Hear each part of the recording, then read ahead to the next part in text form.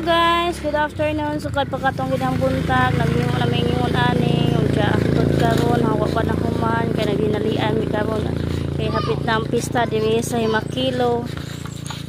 Kini siya nga balanding tatka dinhi ra gyud ni sa Purok Mangga kay human naman dito sa crossing. Ug diri sa Purok Mangga wa may butangi, kami na lang po nagbutang.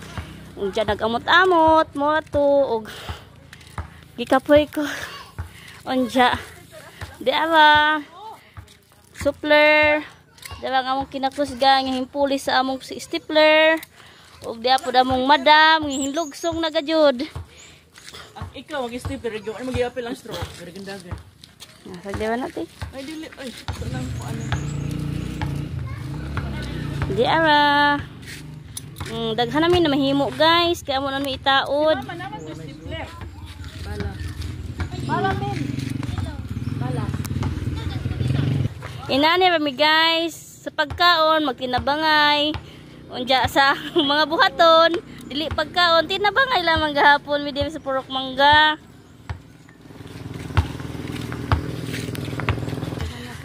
Nangaleksyon mintal mi ani guys kaya wa makabuhat mi ingon ani mapil na mo ang among pista. Nangaleksyon mi og pa makabuhat ng mga inani. Kay pista naman lagi sa among Purok Mangga nya lahi putong pista kuan dito sa Himakilo.